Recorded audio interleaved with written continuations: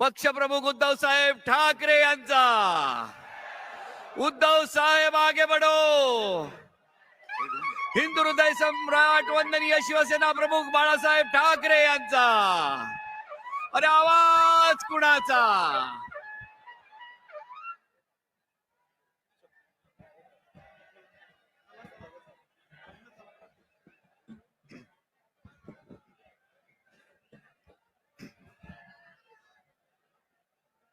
जमलेल्या माझ्या तमाम हिंदू बांधवांनो, भगिनींनो आणि मातांनो,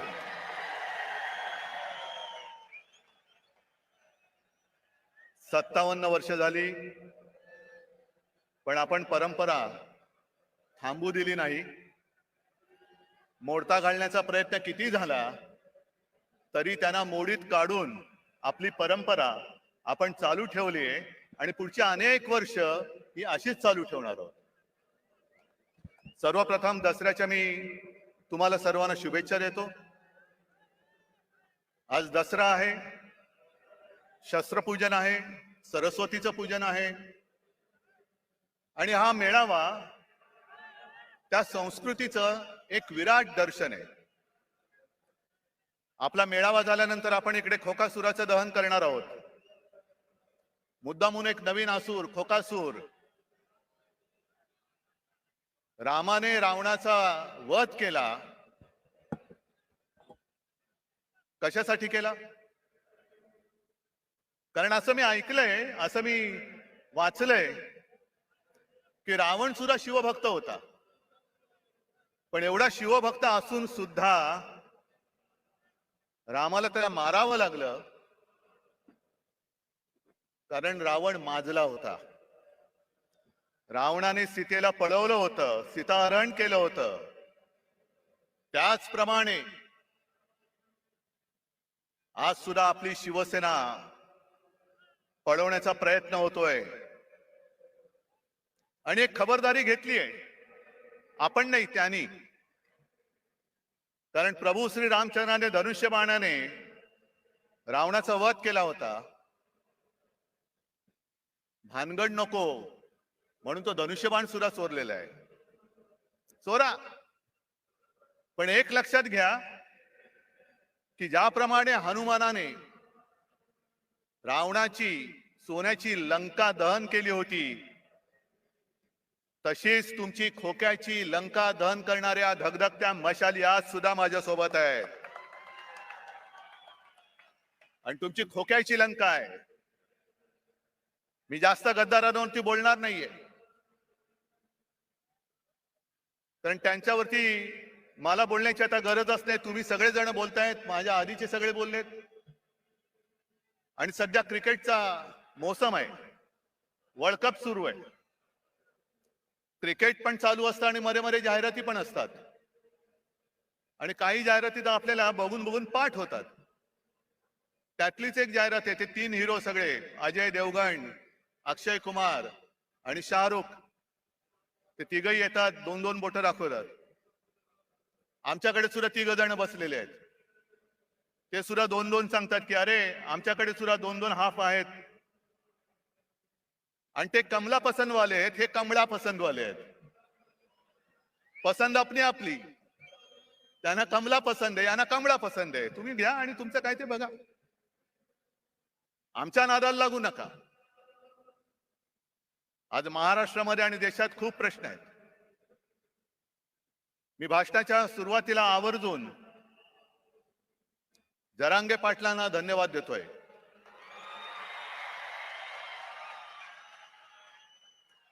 अत्यंत समजदारपणाने त्यांनी आंदोलन सुरू ठेवलेलं आहे आणि आज त्यांनी एक चांगली गोष्ट केली, धनगरांना साथ घातलेली आहे। मी ज्या वेळेला जालन्यात शांततेमध्ये हे आंदोलन सुरू होतं आणि आत्ताचं जे सरकार आहे, डायरचं सरकार, जसं जालियनवाला बागेमध्ये पोलीस घुसून त्यांनी अत्याचार केला होता, त्याचप्रमाणे आंतरवेलीमध्ये शांततेत बसलेल्या मराठा समाजाच्या आंदोलकांवरती यांनी 5वी लाठीहार केला होता। मी तत्काळ तिकडे गेलो। बघितलं तिकडे हॉस्पिटलमध्ये गेलो, कोणाची डोकी फोडलेत, कोणावरती छरे मारलेले आहेत. पण काही काही घटना अशा घडतात की हृदयामध्ये त्या कायम घर करून राहतात. ज्या वेळेला आम्ही संभाजीनगर पासून निघालो आणि त्या ठिकाणावरती जात होतो, मध्ये जरा आम्ही थांबलो, एका घरामध्ये गेलो. घर कसलं तुम्हाला गावचं माहिती आहे, ग्रामीण भागात बरेच तुम्ही लोक आलेले आहात. तिन्ही सांजेची वेळ होती, मिणमिणत्या दिवा होता. मी जरा तिकडे बाथरूमला जायचं म्हणून गेलो.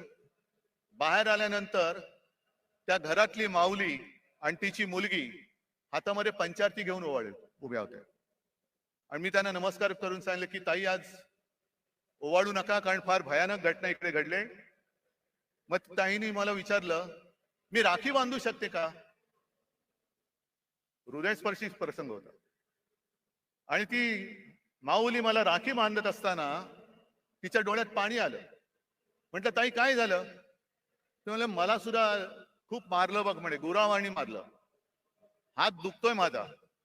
म्हटलं, काय औषधोपचार केले का? ते नाही म्हणे, मी कशी बशी निसटले, पण माझी सून आणि माझा मुलगा हॉस्पिटलमध्ये. मग नंतर त्यांना सुद्धा मी भेटायला गेलो आणि त्याच त्या ताईंचा फोटो आला होता ना, तो पोलिसांची भांडत्या, तो एक निळ्या रंगाची साडी नेसली होती. माझ्यासमोर त्या ताई बेडवरती होत्या, तोंड एवढं सुजलेलं, नाक फुटलं होतं. आणि मग सोबत जे होते त्यांनी मला सांगितलं की साहेब, यांचं डोकं सुद्धा फोडून टाकले. एवढ्या निर्गुणपणात तुम्ही वागता? मी मुख्यमंत्री होतोच आणि त्याही वेळेला हा प्रश्न होताच. मराठा आंदोलन तेव्हाही सुरू होतं, पण इकडे आलेल्या आणि एकाने तरी सांगावं, कधीतरी कोणावर तरी लाठी माराचा आदेश मी दिला होता का? मग पोलीस एवढे रानटी होऊ शकतात? तेच पोलीस आहेत, आदेशाचं पालन करणारे पोलीस आहेत. आदेशाशिवाय ते असे वेडवाकडे वागू शकत नाही. महाजालन्याचा डायर कोण आहे, कोणी आदेश दिला, काही चौकशी नाहीये. मी जरांगे पाटलांना भेटलो आणि त्यांनी मला त्या बंदुकीची एक पुंगळी दाखवली. साहेब, हे बघा, एवढी मोठी गोळी, आमच्यावरती या गोळ्या झाडल्या, अश्रूतून सोडला. आणि काश्मीरमध्ये दंगेखोरांवरती ज्या छऱ्याच्या बंदुका वापरतात, त्या छऱ्याच्या बंदुका वापरल्या. कोणाच्या गालात गेलेला छऱ्याच्या, कोणाच्या डोक्यात गेलेला. काय करणार? काय कुठे चाललो होतो आपण? गद्दारांना म्हणा, तुमच्यात हिंमत असेल तर हा प्रश्न सोडून दाखवा. हे खरे बाळासाहेबांचे विचार आहेत. द्या मराठी माणसाला न्याय द्या, मराठा समाजाला न्याय द्या.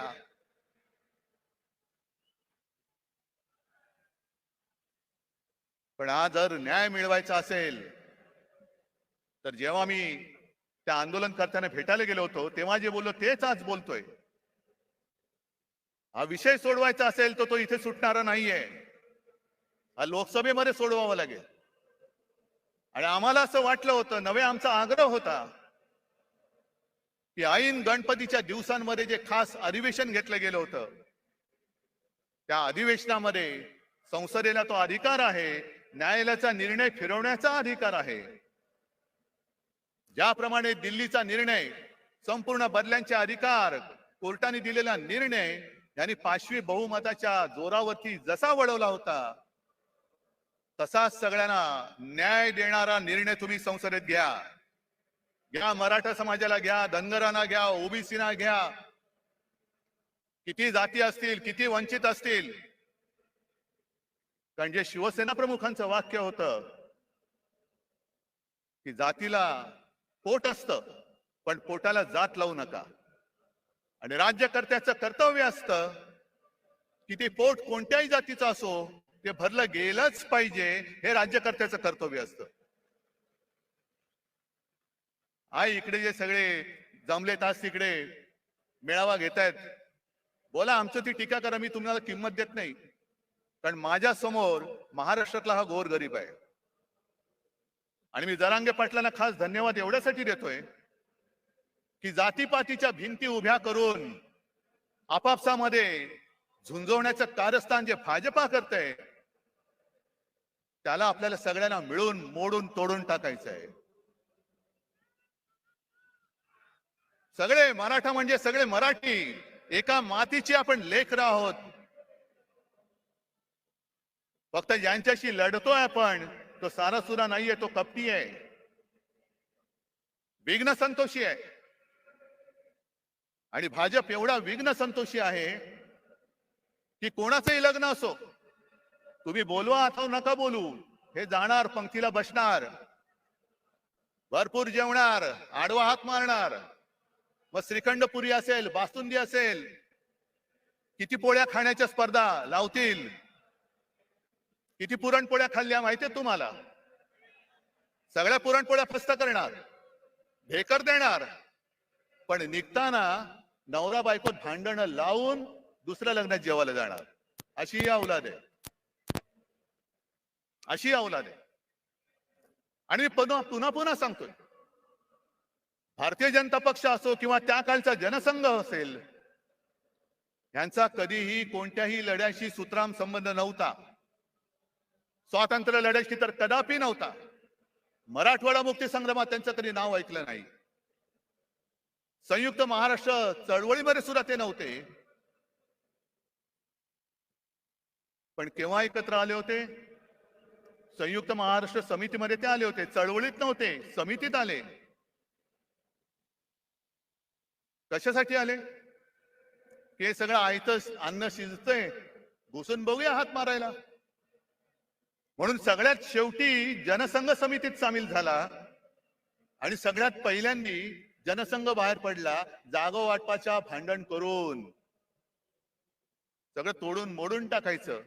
विघ्न संतोषी म्हणतात ते याला. मग जनता पक्षात घुसला, तिकडे दुहेरी सदस्यत्वाचा वाद केला, तिकडे तोडफोड तांबा पितळ केलं. मग शिवसेनेसोबत आले, तिकडे अकाली दलाबरोबर गेले, कधी नितीश बरोबर, कधी यांच्या बरोबर, कधी त्यांच्या बरोबर, गोव्यात मगो पक्षाबरोबर. हे औलादी लक्षणीची ही जी पार्टी आहे, हे जिथे जाते तिथे सत्यानाश करते. म्हणून मी जरांगे पाटलांना सांगतो की पहिले यांच्यापासून सावध राहा, पहिले यांच्यापासून सावध राहा. आज सुद्धा त्यांनी जे काही केलंय, हा भगवा इकडे डौलाने फडकतोय, मानाने फडकतोय, पण त्या भगव्यामध्ये दुही, तो जो आला होता ना पानिपतचा अब्दाली, त्यांनी हेच केलं होतं. दुहीची बीज पेरायची, भांडणं लावायची,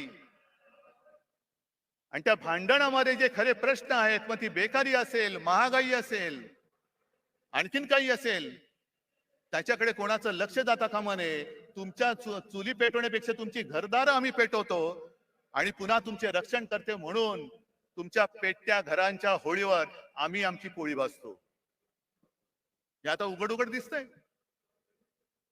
उघड दिसतंय. दुसरा आता जवळपास 1 वर्ष होऊन गेलं.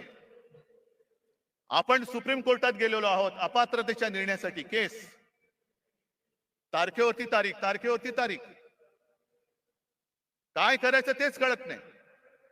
कारण सर्वोच्च न्यायालय प्रत्येक वेळेला कानफट फोडतंय यांचं लवादाचं, पण निर्लज्जम सदा सुखी कानफट फोडलं तरी गाल सोडत सांगतात की आम्ही आमचं टाइम टेबल सादर करू. ठीक आहे, तुम्ही तुमचं टाइम टेबल द्यायचं तेव्हा द्या, पण एक लक्षात घ्या, मी कोणाचाही अपमान करू इच्छित नाही, न्यायाधीश न्यायमूर्तींचा तर करूच शकत नाही. पण ज्या पद्धतीने हे सगळं चाललेलं आहे ते बघितल्यानंतर एक विनोद नक्की माझ्या लक्षात येतो. आणि तो विनोद म्हणजे असा आहे की एकदा भरल्या कोर्टात न्यायमूर्ती बसलेले असतात आणि केस चालू असतात. कोणाला तारीख दे, कोणाचा निर्णय दे, कोणाचं हिअरिंग घे, आणि मग त्या सोबत कोण असतो त्याला विचारतात, चल पुढची केस कोणती आहे? मग तो सांगतो, साहेब एका 20 वर्षाच्या मुलीची छेड काढलेल्याची ही केस आहे. आता मुलीची छेड काढले म्हटल्यानंतर कोणी चिडणार? बोलवा त्याला, आणा समोर. आणि त्या आरोपीच्या पिंजऱ्यात एक आजोबा काठी टेकत टेकत टेकत येतात. ते न्यायाधीशांचं डोकं आणखीन फिरतं. तुम्हाला लाज नाही वाटत? आजोबा झाला, काठी टेकत चालता आणि 20 वर्षाच्या मुलीची छेड काढता, शरम नाही वाटत? त्या आजोबा शांतपणाने न्यायाधीशाकडे बघतात आणि सांगतात, न्यायाधीश महाराज, जेव्हा ही घटना घडली तेव्हा मी सुद्धा 20च वर्षाचा होतो. काय कळलं?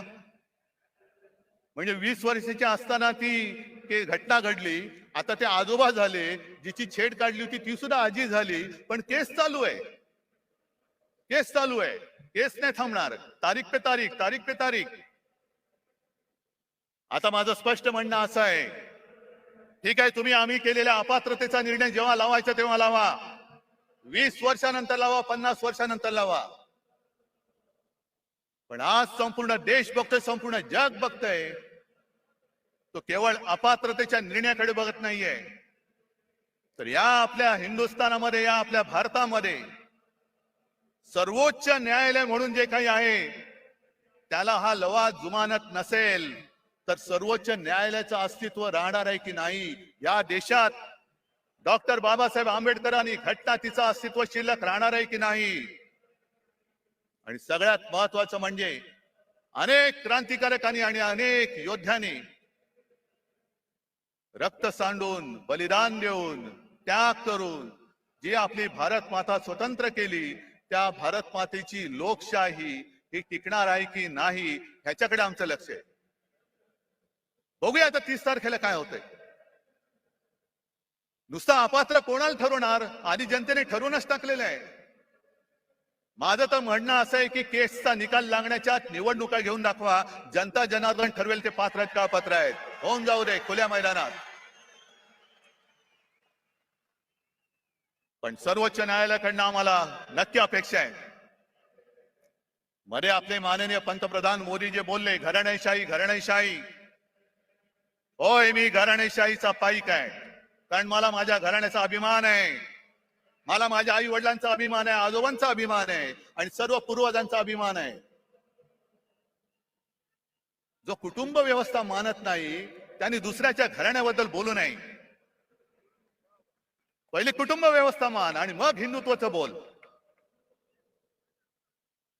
कारण कुटुंब व्यवस्था हा हिंदू संस्कृतीचा एक पाया आहे. तोच जर तुम्हाला मान्य नसेल तर तुम्ही आमच्यावरती बोलणारे कोण आहात? तुम्हाला काही अधिकार नाहीये. ज्याप्रमाणे मी कोरोनाच्या काळामध्ये माझे कुटुंब, माझी जबाबदारी, सर्व महाराष्ट्र मी माझं कुटुंब मानून माझ्या परीने मी काम केलं, म्हणून मला अभिमान आहे की कोणाच्याही नशिबात नाही ते एक नातं कुटुंब प्रमुख म्हणून मला महाराष्ट्राच्या जनमानसामध्ये स्थान मिळालं. मला अभिमान आहे त्याचा. बरं, घराणेशाहीला विरोध करायचा ना, करा, जरूर करा, पण घराणेशाहीला विरोध करताना आम्ही पोचलेली घराणेशाही तुम्ही डोक्यावरती बसवताय ती पहिली खाली करा. बाप मंत्री, मुलगा आमदार, मुलगा खासदार, हे सगळे जे काही चाललंय ते पहिलं करा. असं काही नाही की सगळीच घराणी काही चांगली असतात, सगळीच घराणी काही वाईट असतात. घराण्याची सुद्धा एक परंपरा असते, घराण्याचे संस्कार असतात. कोण कोणत्या घराण्यातल्या त्याच्याप्रमाणे त्याची ओळख ठरते. ज्याप्रमाणे जर तुम्ही घराणेशाही बघायला गेला, डॉक्टरचा मुलगा डॉक्टर होतो, आम्ही सुद्धा घराणेशाही, घराण्याची परंपरा जपणारे आहोत. त्याचप्रमाणे आणखीन एक घराणेशाही नाही पण घराण्याची परंपरा मी आवर्जून सांगेन ती म्हणजे आपले सर्वोच्च न्यायालयाचे सरन्यायाधीश चंद्रचूड साहेब. स्वतःच्या कर्तृत्वाने बसलेत, पण त्यांचे वडील सुद्धा सरन्यायाधीश होते आणि कडक होते, कणखर होते. शेवटी इतिहासामध्ये आपली नोंद काय होणार आहे हे प्रत्येकाने खबरदारी घ्यायची. कोणासमोरही न झुकणारा म्हणून माझी नोंद व्हायला पाहिजे की सत्ताधाऱ्यांचे बूट चाटणारा, हे प्रत्येकाने ठरवायचंय. मग जशी घराणेशाहीची परंपरा आहे तशीच काही नावं अशी आहेत ज्यांच्या घराण्याचा आतापताच माहिती नाहीये पण तरी सत्ताधीश झाले. फरक बघाय तुम्ही. हिटलरचे वडील माहिती आहेत कोणाला? हिटलर काय घराणेशाहीतला होता? सद्दाम हुसेन काय घराणेशाहीतला होता? पुतीन काय घराणेशाहीतला आहे? गदाफी काय घराणेशाहीचा आहे? मुसोलिनी, स्टालिन, कोणाची घराणी माहिती आहेत? पण हाही धोका विसरू नका की ज्याचा काही आगापिछा नाही त्याच्या हातामध्ये जर का देश दिला तर काय होऊ शकतं त्याचं अत्यंत वाईट उदाहरण हे जर्मनी आहे. हे जर्मनी आहे. असाच उदय झाला, लोक पागल झाली, अंधभक्त झाली आणि आज त्याने जे काही बहुमत मिळाले हे बहुमत तर काहीच नाही. जवळपास 95, 97, 98% त्यावेळेला हिटलरला बहुमत मिळालं होतं विकासाच्याच नावावर. काय केलं त्यांनी? आज जाऊन जर का विचारलं तर जर्मन लोकांना लाज वाटते की त्यांच्या देशामध्ये हिटलर होऊन गेला म्हणून. मग तुम्ही ठरवायचंय की ज्याच्या घराण्याचा आगापिछा माहिती असा निवडायचा की कोणाचा कशाला पत्ता नाही, आज दिसतोय उद्या गायब. तुमचं मरण तुम्ही पत्करा, मी माझी वाट लावून काम केलं, मला आनंद झाला तुमची वाट लागली, आता मी झोळी लावून चाललो, तुम्ही बसा रिकामी कटोरी घेऊन. आणि हे जर का टाळायचं असेल तर आज माझं ठाम मत आहे, एक काळ जरूर होता की कदाचित याच व्यासपीठावरून हिंदू हृदय सम्राट बोलले होते की देशाला एका मजबूत सरकारची गरज आहे. मजबूत सरकार आपण बघितलं, 9 वर्ष पाहिलं. म्हणजे मला आज सुद्धा आठवत आहे की 14 साली ज्या वेळेला प्रणवदा राष्ट्रपती होते तेव्हा आम्ही सगळे, आता वेळगळच, आम्ही गेलो होतो सगळे पक्ष मिळून आणि आम्ही सांगितलं की आमचा नेता नरेंद्र मोदी. प्रणव मुखर्जी खुश झाले, आम्हाला म्हणाले 25-30 वर्षानंतर एका पार्टीचं सरकार आलं, आता देशामध्ये स्थैर्य येईल. काय आले तुम्ही सांगा? आले स्थैर्य? काय तुमचे प्रश्न सुटलेत? आणि म्हणून मला आज असं वाटतं की सरकार तर बदललं पाहिजेच, पण आता जे सरकार आणायचं आहे हे सरकार मजबूत जरी असलं तरी एका पक्षाचं बहुमत असलेलं पाशवी सरकार नको, अजिबात नको. जेव्हा खुर्ची थोडीशी डगमगीत असते तेव्हा देश मजबूत होतो. नरसिंहरावांनी चांगलं काम केलं, मनमोहन सिंगांनी केलं, अटलजींनी सुद्धा केलं. सगळ्यांना सोबत घेऊन चालणारं सरकार पाहिजे, मिलीजुली सरकार आज पाहिजे आपल्याला. पण यांचं जे सगळं चाललंय, मी मागेच बोललो होतो की हिंदुत्वाचा बुरखा फाटल्यानंतर आतमधल्यांचा विभत्स किळसवाणा चेहरा, भेसूर चेहरा आता आम्हाला दिसायला लागलेला आहे. जे काय एक स्वप्न दाखवलं होतं 2014 साली, आणि त्यांचीच भाषणं आहेत. पेट्रोल का दाम ऊपर गया कि नीचे, गैस का दाम ऊपर गया कि नीचे, डॉलर ऊपर गया, रुपया ऊपर गया कि नीचे. मग काढा, सगळ्या गोष्टी काढा. जे मी तुम्हाला सांगितलेलं आहे, होऊन जाऊ दे चर्चा म्हणून गावागावात जाऊन ह्या सगळ्या गोष्टी समजावून सांगा, समजावून सांगा.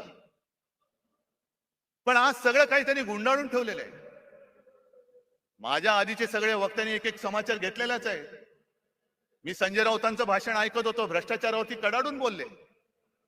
संजय, काळजी करू नका, उद्या आपलं सरकार येणार आहे, नक्की आणणार, आणणार म्हणजे आणणारच. आणि आज जे दमदाट्या करतायत त्यांना सुद्धा सांगून ठेवतोय की तुम्ही आमच्या लोकांना जो त्रास देताय तो त्रास बंद नाही झाला तर सरकार आणल्यानंतर तुम्हाला सुद्धा आम्ही उलटे टांगल्याशिवाय राहणार नाही, उलटे टांगू तुम्हाला. मी सर्व शासकीय अधिकाऱ्यांना पण सांगतोय,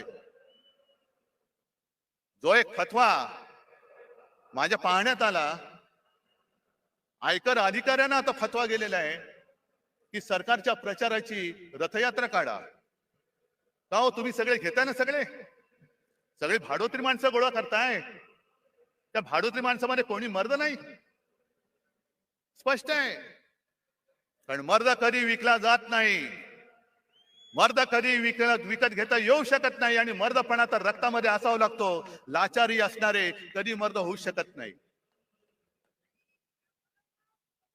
आणि भारतीय जनता पक्षाची आजची हालत जी अशी झालेली आहे, मग त्याचं वर्णन मध्ये ते एक सगळ्यांना असं पेव फुटलं होतं, हनुमान चालिसा, हनुमान चालिसा. कुठेही हनुमान चालिसा.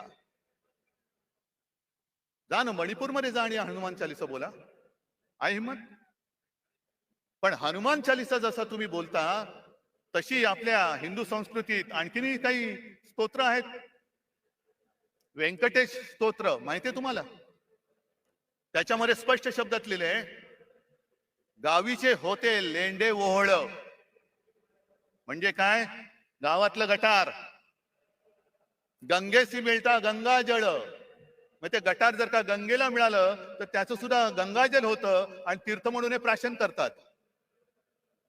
काक विष्ठेचे झाले पिंपळ, म्हणजे कावळ्याने खाऊन त्याची जी काय विष्ठा असते त्याच्या बियेतनं होतं झालं पिंपळ, त्याची निंद्य कोण म्हणे. आता पिंपळ झालाय त्याला निंद्य कसं म्हणायचं. भले असेल तो कावळ्याच्या विष्ठेतून झालेला. तसा भाजप झालाय आता.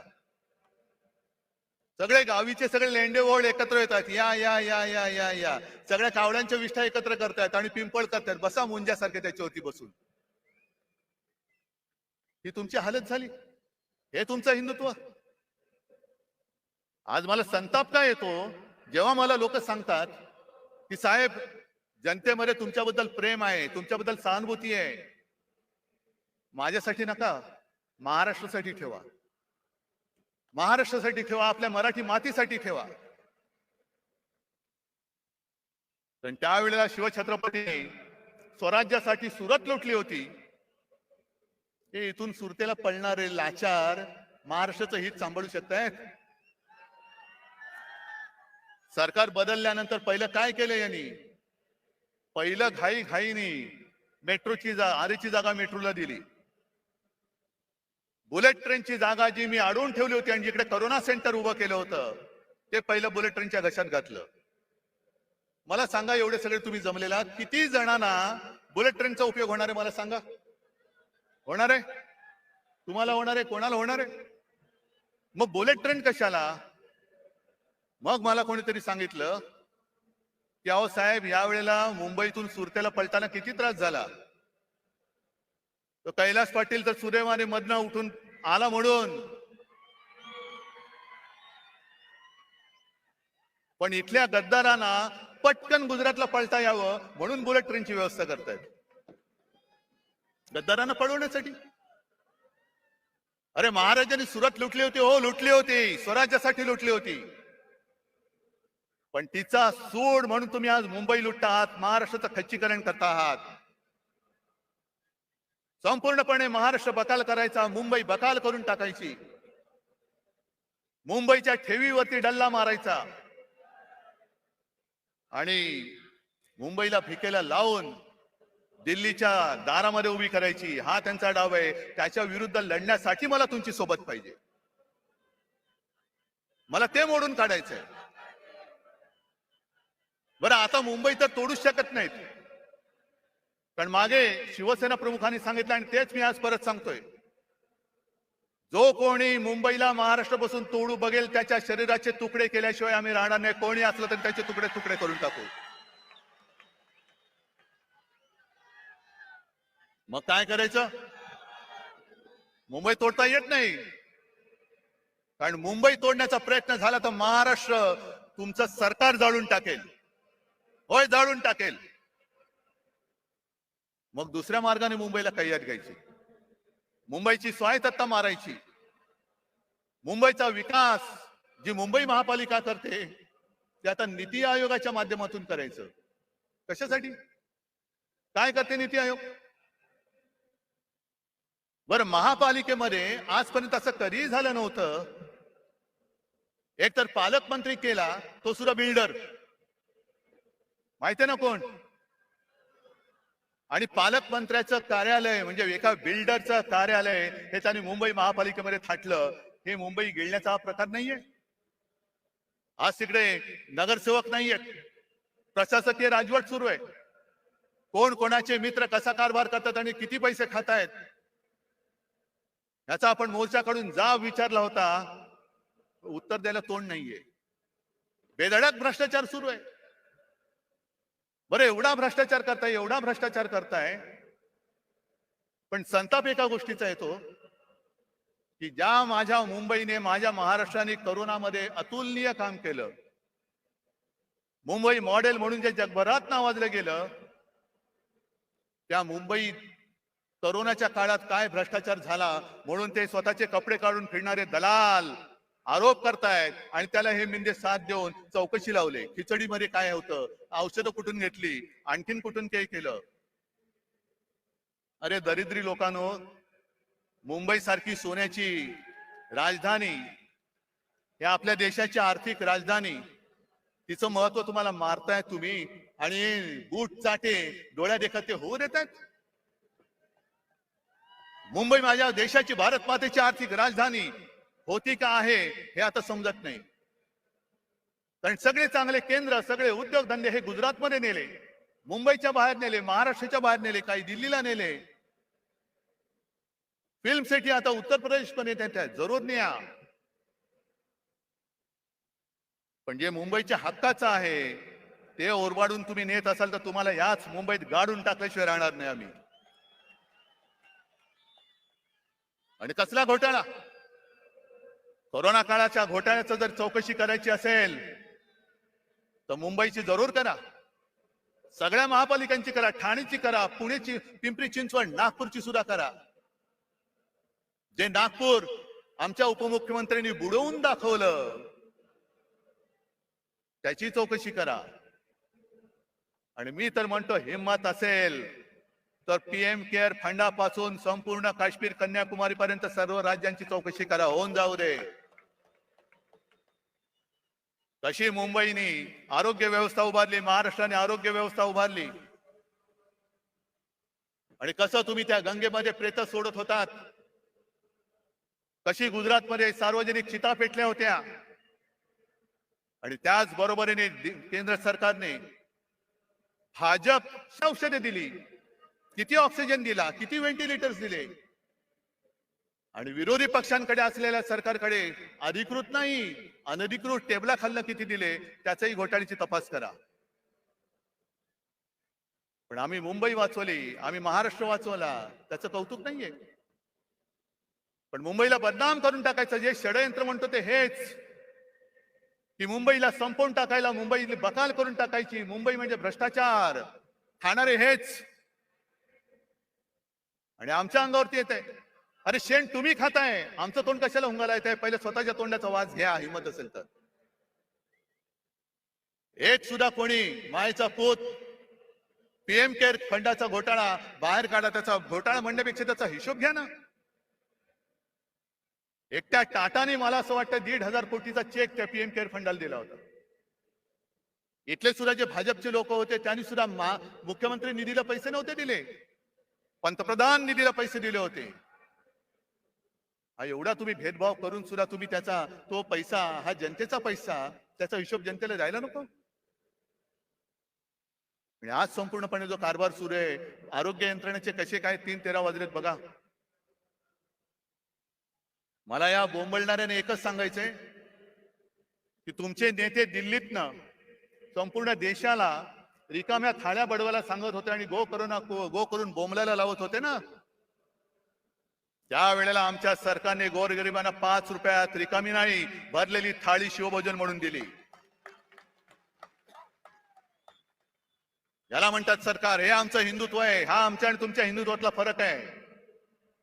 तुम्ही रिकाम्या थाळ्या बडवणारं तुमचं हिंदुत्व आहे आणि गोरगरिबाला पोट भरून जेवण देणारं आमचं शिवभोजन हे आमचं हिंदुत्व आहे. ज्या वेळेला तुम्ही रस्त्यावरती उतरला होता आणि तुमचे ते महामहिम काळी टोपी मला पत्र दिलं होतं, पत्रमध्ये छान लिहिलं होतं. माझ्याकडे काही लोक आली होती आणि त्या लोकांनी मंदिरं उघडण्यासाठी विनंती केली. मला कळत नाही तुम्हाला असे ईश्वरी काही संकेत येतात का की तुम्ही मंदिरं बंद ठेवलेत. किती विक्षिप्त बिंडूक माणसं असतात. आपल्याला बरेचदा कळत नाही टोपी खाली दडलंय काय. पण जेव्हा तुम्ही मंदिरं उघडायला सांगत होता तेव्हा आम्ही गावागावात खेड्यापाड्यात आरोग्य मंदिरं उघडत होतो. हे आमचं हिंदुत्व आहे. तुम्ही सगळं उघडा उघडा सांगत होता तेव्हा आम्ही आरोग्य यंत्रणा वाढवली, रुग्णशय्या वाढवल्या होत्या, टेस्टिंगच्या केंद्र वाढवली होती. जी जेमतेम 2-3 केंद्र महाराष्ट्रात होती ती आपण 600च्या वरती केली होती. हे आमचं हिंदुत्व आहे.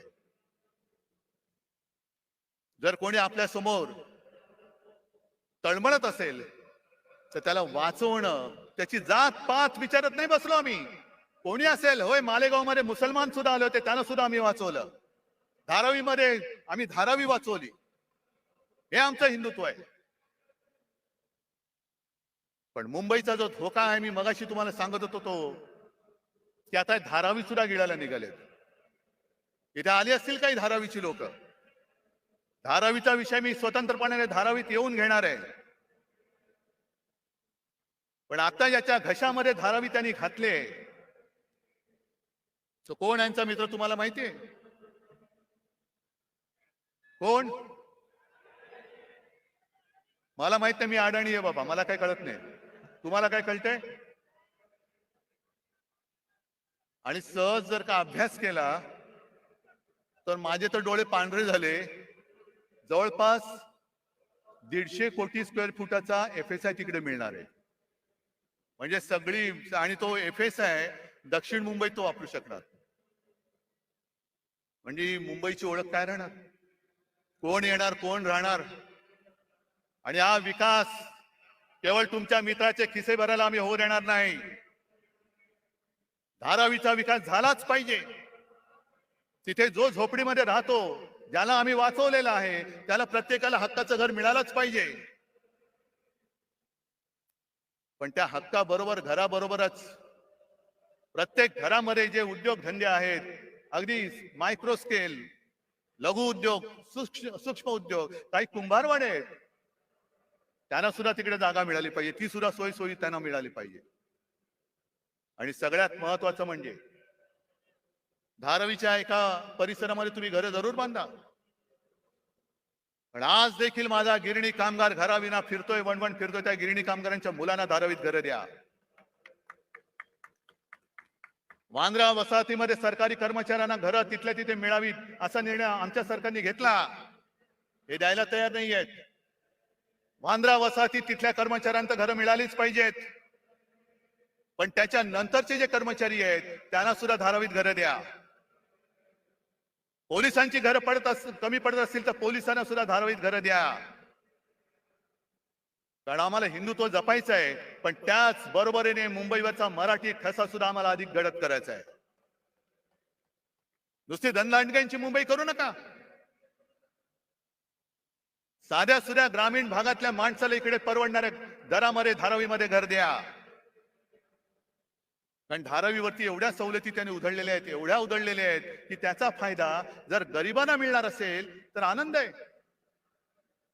पण तो जर का तुमच्या मित्राच्या खिशात जाणार असेल तर मात्र आम्ही तो जाऊ देणार नाही. आणि मुंबई काय धारावी सुद्धा त्याला गिळू देणार नाही. आणि निश्चय करून आम्ही रस्त्यावरती उतरू. ही मुंबईची अवहेलना तुम्हाला मी सांगतोय. किती सांगायच्या गोष्टी. अंबादास, तुम्ही सगळ्या शेतकऱ्यांचा विषय घेतला असाल. एक तर दुष्काळ आपल्या माथी आलेला आहे. माझ्या माहितीप्रमाणे आता जो खरीप झाला त्याचं 22% उत्पादन कमी झालेलं आहे. पाऊस पुरेसा नाही, धरणामध्ये पाणी साठा बरोबर नाहीये. पुढच्या मोसमापर्यंत पिण्याचं पाणी कसं पुरवायचं? कारण आज गावागावांमध्ये टँकर सुरू झालेत की नाही तुमच्यापैकी कोणाच्या गावात? आज टँकर सुरू झालेत. उद्या काय होणार आहे सांगता येत नाही. पण सगळ्यात संतापाची गोष्ट अशी आहे की मधल्या काही एका दिवशी मी शिर्डीमध्ये गेलो होतो दुष्काळी पाहणी करायला. आता टीव्हीवरती तुम्ही बघितलं असाल, मला कोण म्हणेल हा काय वेडा आहे का रे, भिजतोय आणि दुष्काळाची पाहणी करतोय. पण वस्तुस्थिती अशी होती की त्या दिवशी मी पावसामध्ये भिजलो होतो, पण माझ्या समोरची पिकं ही करपून गेली होती. त्या पाण्याचा चिखल होण्याखेरीज काही उपयोग नव्हता. शेतकऱ्याची ती पेरणी वाया गेलीच. कर्ज डोक्यावरती चढलं. पण कर्ज डोक्यावर चढण्यापूर्वी त्यांनी सरकारने जी एक योजना काढली, प्रधानमंत्री पीक विमा योजना. आता थोडं तुम्ही शहरातले असला तरी सांगायला पाहिजे की या पीक विम्यामध्ये 3 हिस्से असतात. एक केंद्र सरकार देतं, दुसरं राज्य सरकार देतं आणि तिसरा शेतकरी देतो. या सरकारने एक चांगली गोष्ट केली की शेतकऱ्याचा हिस्सा स्वतः भरला आणि 1 रुपयात शेतकऱ्याला विमा देण्याची घोषणा केली. चांगली गोष्ट केली. त्याचा परिणाम काय झाला? साधारणतः 90-95 लाख शेतकरी जे विमा उतरायचे, विमा काढायचे, ते यावर्षी जवळपास 2.25 कोटी शेतकऱ्यांनी ती नोंदणी केली. 2.25 कोटी, 1,70,00,000पेक्षा जास्त. चांगली गोष्ट झाली. आता दुष्काळ पडलाय, पीक गेलं. मग सरकारने बैठक घेतली की पूर्ण पंचनामे होईपर्यंत, मागणी येईपर्यंत तुम्ही अग्रिम एक रक्कम द्या. आणि माझी जी माहिती आहे, विमा कंपन्यांनी हात वर केले, आम्ही देऊ शकत नाही. का देऊ शकत नाही? कारण जे निकष आहेत त्या निकषामध्ये सलग 21 दिवस जर पाऊस पडला नाही तर आणि तरच नुकसान भरपाई मिळते. काही जणांना त्यांनी असं सांगितलं की तुमच्या नुकसानीची नोंद तुम्ही 72 तासात केली नाही म्हणून तुम्हाला नुकसान भरपाई मिळणार नाही. काय सरकार करते? तुम्हाला विमा कंपन्या जुमानत नाही? अरे मागे शिवसेनेने आंदोलन केल्यानंतर पटपट पटपट पटपट सगळ्यांना भरपाई दिली होती. आज तुम्हाला सगळ्यांना मी होय आदेश देतोय, शेतकऱ्याच्या बरोबरीने त्याच्या मदतीसाठी उभे राहा. जा विमा कंपन्या कोणाच्या त्या बघा, त्या सूर्यांच्या मित्रांच्या असतील. कुठे कुठे त्या विमा कंपन्यांमध्ये जा. मारझोड नाही करायची, पण आळीपाळीने घेराव घालून बसा आणि अधिकाऱ्याला जागचा हलू देऊ नका. त्याला सलग पावसाचा खंड काय असतो ना, तो जागेवरती बसून दाखवा की तुझा पाऊस तुंबल्यावरती काय होतं. शेतकरी वाऱ्यावरती पडलाय, आरक्षणासाठी समाज रस्त्यावरती आलेले आहेत आणि हे म्हणे बाळासाहेबांचे विचार घेऊन पुढे चाललेले आहेत. बाळासाहेबांचे विचार काय होते? मरे आम्ही एक विरोधी पक्षाची आघाडी केली, तिचं नाव इंडिया ठेवलं. त्याच्यावरती मोदी लगेच त्यांनी तुलना केली की इंडियन मुजाहिद्दीन आहेत. किती दुर्दैव आहे. देशाला असा विचार करणारा पंतप्रधान मिळू शकतो? जे देशप्रेमी आम्ही देश वाचवण्यासाठी एकत्र आलो, तर आमची तुलना तुम्ही इंडियन मुजाहिद्दीन बरोबर केली. पण जे शिवसेना प्रमुख सांगत होते की जोपर्यंत हे पाकडे माझ्या देशात घुसखोरी करायचं थांबवत नाही तोपर्यंत मी माझ्या भूमीवरती हिंदुस्थान पाकिस्तान क्रिकेट होऊ देणार नाही. आज त्या अहमदाबाद मध्ये नरेंद्र मोदी स्टेडियम मध्ये त्यांचं स्वागत काय झालं, गरबा काय खेळला, फुलं काय टाकली, सगळा आनंदी आनंद, शेव फाफडा बिपडा असा वाटला की पाकिस्तानच्या खेळाडूंना वाटलं एक क्षणभर की आम्ही भारतात नाही, आम्ही भाजपात आलो की काय, आम्ही भाजपात आलो की काय. काय हे बरं, आमच्यावरती टीका करताना इंडिया म्हणून जरूर करा. आम्ही तुमच्यावरती करतो, तुम्ही आमच्यावरती करा. पण तुम्ही आमची तुलना देशद्रोह्यांशी करणार असाल आणि स्वतः देशांच्या शत्रूंबरोबर क्रिकेट खेळणार असाल तर आमच्यापेक्षा जास्त देशद्रोही तुम्ही आहात. आज सुद्धा तो कुलभूषण जाधव तुरुंगामध्ये पाकिस्तानच्या तुरुंगात चढतोय. कोणाला आठवण आहे? 4 दिवसापूर्वी सीमेवरती पाकिस्तानच्या सैन्याने गोळीबार केला, शस्त्रसंधी मोडली आणि 2 जवान आपले घायाळ झाले. खेळा, क्रिकेट खेळा. तिकडे अग्निवीर सीमेवरती गेला, वाऱ्यावरती सोडला. आज मराठा आंदोलनामध्ये आत्महत्या होत आहेत, वाऱ्यावरती सोडतायत. मला आज सगळ्यांना एक आवाहन करायचंय, शेतकऱ्यांना करायचंय, मराठ्यांना करायचंय, ओबीसीना करायचंय, धनगरांना करायचंय, सगळे जे या त्यांच्या न्याय हक्कापासून वंचित आहे त्यांना मी हात जोडून नम्र विनंती करतो की बाबांनो, आत्महत्या करू नका. कारण उद्या तर आपला हा लढा आपल्याला लढावाच लागेल, जिंकावाच लागेल. आरक्षण नक्की मिळेल, पण तेव्हा जर का तुम्ही नसला तर तुमच्या कुटुंबाचं रक्षण कोण करणार हा विचार करा. आणि तुमचा सोन्यासारखा जीव यांच्या नादान सरकारपायी असा देऊ नका. आणि हा सगळा भोंगळ कारभार बघितल्यानंतर कुठे औषधं नाहीत, औषधी खरेदी नाही, काही नाही. सरकारी रुग्णालयात रुग्ण मरतायत. आता कोणतरी बोललं खेकडे धरणं फोडतायत आणि एक खेकडे राज्याचे आरोग्य मंत्री हे काय करणार? पण मध्ये मी जी काय बातमी वाचली, आता टेंडर शिवाय औषध खरेदी करणार आणि तुम्ही आमच्या औषध खरेदीची चौकशी करणार. वा, म्हणजे हे खेकडा मंत्री असे आहेत की हाफकिन नावाची संस्था हे त्यांना माहिती नाहीये. कोण आहे तो हाफकिन? बोलून घ्या त्याला. कशाला? काय दलाली खायचे? म्हणजे असे सगळे नादान आणि ओंगळ अनागोंदी कारभार बघितल्यानंतर मला या गद्दारांचं काही कोड कौतुक नाहीये. ते त्यांच्या कर्माने जाणार आहेत. कपाळावरती आयुष्यभर पुढच्या सगळ्या पिढ्यांमध्ये गद्दार म्हणून एक शिक्का कायम चाललेला आहे. तो किती घासू म्हटलं, कोणताही साबण लावा, तो पुसला जाणार नाहीये. आणि म्हणून तुम्हाला सगळ्यांना एकच विनंती करतो, कारण आपण छत्रपती शिवाजी महाराजांची मावळे झालो तरी खूप झालं, पण एका गोष्टीमध्ये आपण नशीबवान आहोत की तो मोगली वरवंटा तोडून मोडून टाकणारं ते शिवतेज आपल्या महाराष्ट्राच्या मातीमध्ये जन्माला आलं. त्या मातीत आपला जन्म झालेला आहे, हे लक्षात ठेवा. त्याचा भुसा तुम्ही पाडा, पण छत्रपतींच्या भगव्याशी गद्दारी करणारा महाराष्ट्रामध्ये शिल्लक ठेवायचा नाही. आणि आमचं हिंदुत्व हे राष्ट्रीयत्व आहे. आमचं हिंदुत्व हे राष्ट्रीयत्व आहे. जो कोणी या देशासाठी मरायला तयार आहे, देश वाचवायला तयार आहे, तो जातीपाती धर्माने कोणी असला तरी तो आमचा आहे, आमचा हिंदू आहे. आणि कोणीही असो, जो जातपात धर्माने कोणी असला आणि देशाच्या मुळावर आलेला असला, अधिक कुरुलकर असला तरी देखील तो देशद्रोही आहे. तो देशद्रोही आहे. मला अजूनही कळलेलं नाहीये. जरा थांबा ना. आहे, थांब. मला अजूनही कळलेलं नाही त्या कुरुलकर बद्दल संघाची भूमिका काय आणि भारतीय जनता पक्षाची भूमिका काय.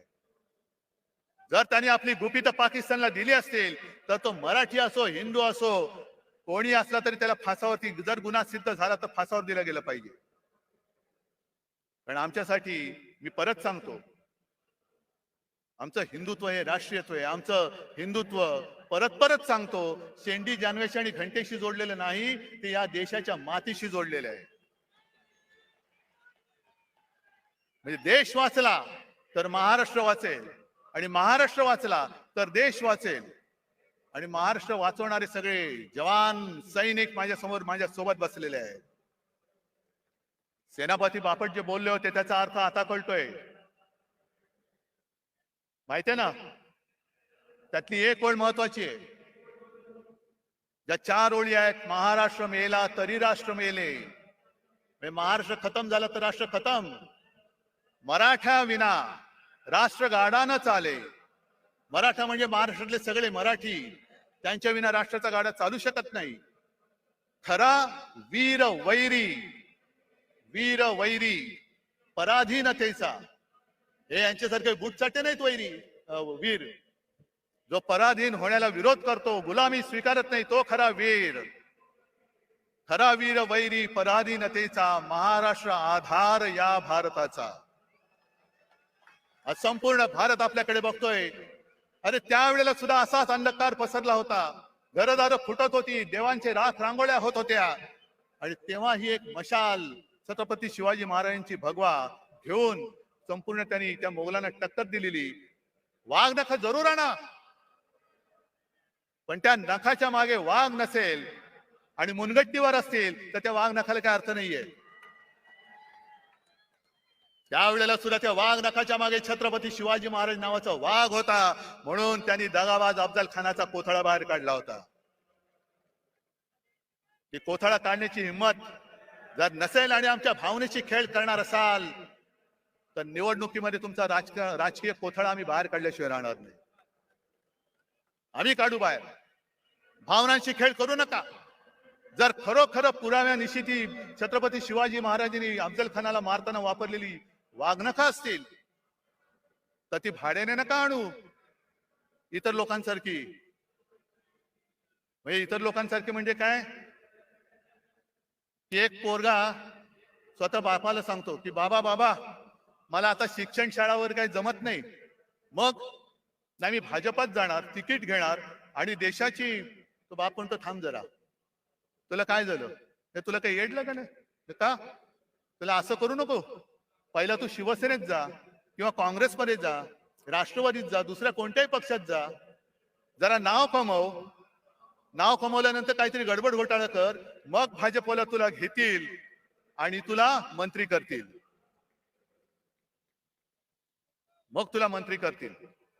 हे मला भारतीय जनता पक्षाच्या लोकांना सुद्धा सांगायचंय की घराणेशाहीमध्ये तुमची सुद्धा घराणी भाजप आणि संघ वाढवण्यामध्ये खच्ची झालेली आहेत. आज जर का तुमच्या घराण्याच्या त्यागाला काही किंमत मिळणार नसेल आणि नुसतं उपऱ्यांच्या सतरंज्या काढण्याचं घालण्याचं काम तुम्हाला करायचं असेल तर हाच भाजप हाच संघ तुम्हाला तरी अपेक्षित होता का? नुसतं सतरंज्या घालताय. आणि म्हणून हा भावनेशी खेळ आता बस झाला.